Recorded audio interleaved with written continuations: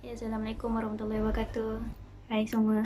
Okay, so kali ni nak continue kisah sahabat daripada buku ni, insyaAllah. So, kisah sahabat kali ni adalah yang saya nak share, dia one of my favourite jugalah. Orang Mekah, yelah, kaum Quraisy.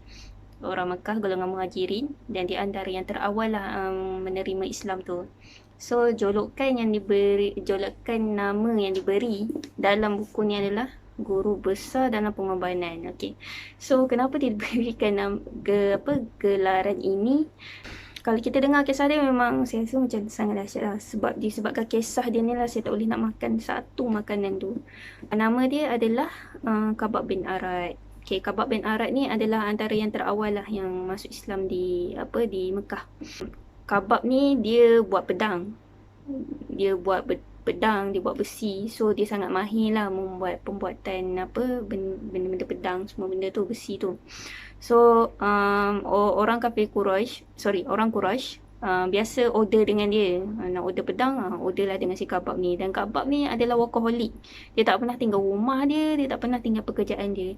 Jadi one day orang Quraisy ni dia nak pergi ambil dia orang punya order lah dekat Khabbab, tapi find out yang Khabbab tak ada dekat rumah. So tengok Khabbab tengah berjalan dengan gembiranya, macam tengah bersinar-sinar lah. So dia orang macam, Khabbab, mana order kita orang, yang kita orang order itu, pedang itu.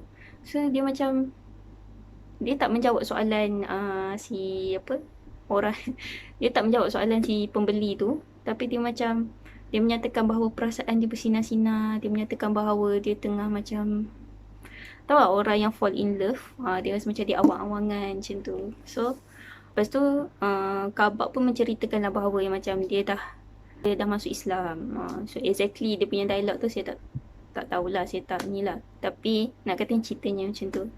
Okay, lepas Quraisy dah dapat tahu yang dia ni masuk Islam, so dia pun dikenakan siksaan yang sangat dahsyat lah. Pada saya memang, kalau kita dengar, kita pun tak sanggup.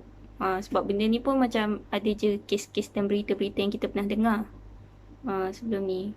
Siksaan yang dikenakan adalah bila mana batu, disebabkan dia adalah pembuat pedang, jadi siksaan yang dikenakan kepada dia tu pun sama. Maksudnya kalau nak buat pedang kan, kita kena panaskan pedang, kita kena panaskan besi tu dulu, lepas tu baru boleh bentukkan pedang tu dia jadi macam mana kan. Ada batu tu dipanaskan, kemudian diletakkan di punggung Khabbab, sehingga daging dia termengelupas. Lepas tu ada lagi satu siksaan di mana dia orang gunakan besi-besi yang ada dekat rumah Khabbab tu, dia orang lenturkan jadi macam, orang panggil apa, rantai besi dan belenggu. Letakkan dalam bara api yang sangat panas, lepas tu terus ikat dekat Khabbab dengan ikat dekat kedua tangan dengan kedua kaki dia. So bayangkan benda yang sangat panas, kita ni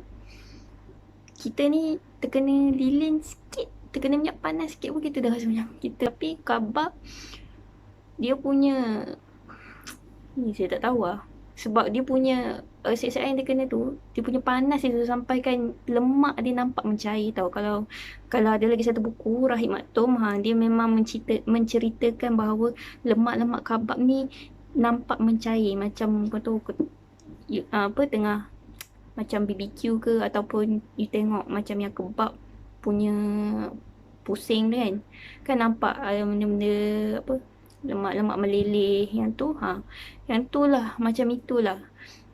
Dan kita tengok tu makanan, tapi yang experience ni sendiri adalah manusia.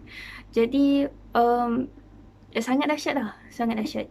So saya, disebabkan kisah dia ni lah, disebabkan saya terlalu terbayang macam mana kepanasan besi-besi tu diletakkan di atas badan Khabbab, sehingga lemak-lemak dia mencair, sehingga daging-daging di badan dia termengelupas. Disebabkan itulah juga saya macam saya memang tak boleh nak makan satu makanan tu lah. Saya bukan nak samakan nama Khabbab dan kebab tu, tak. Tapi sebab terbayang benda-benda yang berbakar, macam contoh BBQ ke apa benda kan, membayangkan lemak-lemak tu, ada tisian-tisian tu yang kita, kalau kita dengar bunyi pss, kalau kita bakar kan bunyi pss, kalau terjatuh ke arang tu. So dekat bara tu. Dia jadi sangat sangat saya sangat terkesan lah. Sampai sekarang saya dah boleh cuba sikit-sikit lah untuk makan makanan yang berbakar dan kebab. Saya bukan nak samakan dia dengan makanan punya tu, cuma nak memberikan bayangan macam mana siksaan dia tu dikenakan, dan disebabkan itulah dia diberi nama julukan guru besar dalam pengorbanan. Lagi satu, time dia kena siksa tu dia tak mati, dan dia adalah orang yang bila dalam peperangan pun dia adalah orang yang ke depan.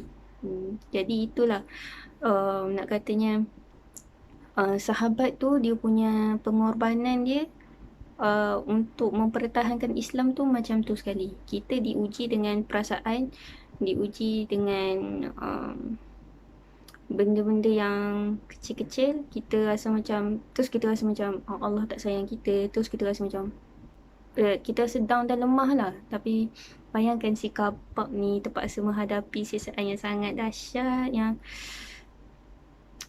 so itulah. Kalau memanglah nak kata ujian sahabat dulu dengan ujian kita sekarang, memang kita boleh nak kata okey, beza lah kan. Tapi kita boleh ambil semangat, kita boleh ambil diorang punya macam mana diorang membina kekuatan diorang untuk hidup.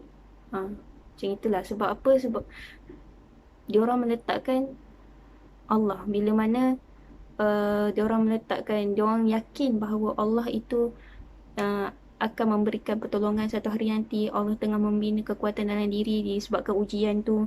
Allah tengah prepare for something. So disebabkan dia orang percaya benda tu lah, dia orang boleh teruskan hidup dia orang dan terus orang panggil apa, living their life. Ni lah sebab dia orang percaya dengan kekuatan yang Allah bagi tu. So macam tu lah. So hopefully kisah Kabab bin Arad ni adalah sedikit yang kita boleh ambil daripada dia.